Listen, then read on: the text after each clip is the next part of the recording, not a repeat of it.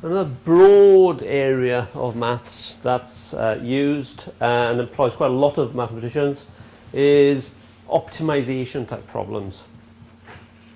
So it's got names like queuing theory, network flows, sorting, searching, lots of different aspects to it. It's a broad area. Just as an example there, Google, when you use Google, what's it do?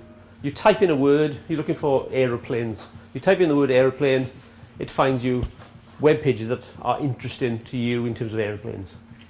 Now, they didn't invent search engines. A company called AltaVista was, about 10 years ago, was the market leader. And suddenly, Google came along and they replaced them almost overnight. And that's very unusual. It's very unusual for a well-established company by a newcomer. And why? Well, AltaVista and other search engines that were around then had a simple indexing system. They would look at every web page they found and they would just index every word on it. So if it had aeroplane on it 5 times, it'd give it a score 5 in terms of aeroplanes. If it had only once, it'd give it a score 1. A very simple system and reasonably effective.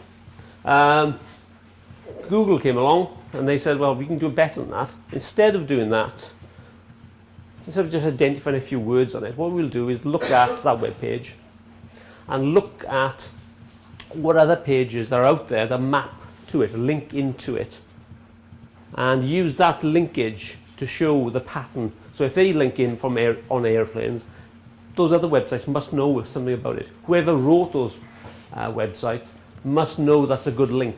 So in other words, they're sort of exploiting the fact that people have put intelligence in designing the web. And they changed the way search engines work based on that idea. Much more efficient, much harder to cheat system. Under the old system, people would type in a word 100 times or something at the bottom of the page and maybe hide it by putting it in sort of different colours and things, you couldn't see it. So type the word in white on a white background. But the search engine would find it and they would think this is the best page on airplanes, and it was just somebody just fiddling the system. Much harder to fiddle this system. And the two people involved, one was a computer scientist, one's a mathematician, and they both, I think they were something like 19 billion, I think, each. So they're not doing too bad. In fact, they made that in a very short period of time. It was almost from starting the company to within sort of 2 years, they were billionaires. Another huge area of application is business and analysis in different forms. Now, traditionally, that would have been the sort of just the basic sort of accountancy end of mathematics, but that's developed much more over the years. Many more companies use it in terms of predicting the behaviour of the customers, or trying to predict the market out there, or even the competitors. Again, it's got lots of different names: operational research, management science. Analytics is a new name that's sort of cropped up over the last 3 or 4 years, and that's the latest buzzword. Essentially, it's the same area of mathematics. Case study: Tesco's. Tesco's has got nearly 32% of the entire supermarket out there, share of the entire market. Just that one company. In fact, they've got about £12.5 out of every £100 that everybody in this country spends. That's how big this company is. And their chief executive officer, he stood down last year actually, but he had worked for the company for 30 years, and he credited their success to the fact that they are employing these techniques. They're not just using marketing techniques that a lot of supermarkets do, they're actually analysing data. So those club cards they give out to the customers, that's collecting data on the customers all the time. After that club card is swiped, they know what's been bought, and therefore they can work out what other things they may buy in the future.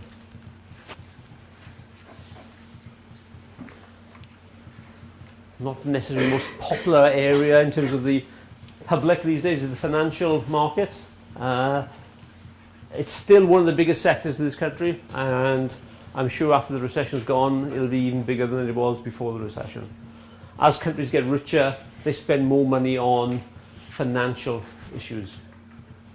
And there's a whole range again of techniques used in this.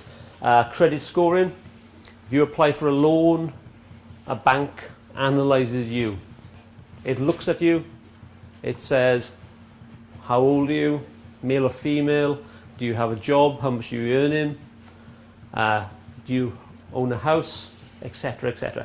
And it takes all these factors in and it analyzes them and gives you a score. And that score, if it's above a certain level, they say, oh, lend them some money. Otherwise, no, they're too risky.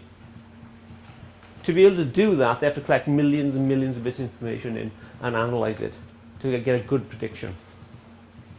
All the big companies use portfolio analysis, any sort of bank, insurance company, pension funds, looking at where's the best place to put their money, how best to spread the risk. If 5 years ago you'd invested all your money in banks, you'd have lost a huge amount of your money. If you'd spread it out to a range of companies, you'd have still lost money when the recession hit. You'd have lost less than you would have if you concentrated in the wrong areas. And then the stock market prediction, that's predicting which particular company, which particular bank, as it were, will do the best in the next 5 years out of the whole sector. Because if you can do that, you can gain extra profit. Derivative trading. Derivative trading is that area where you're actually spreading your risks out using very complicated mathematics. This is some of the most advanced maths actually used in not only in finance but in any area. Case study on this one, the Black-Scholes equation. This is a single equation that's used to predict the risk of investing in any stock or any share.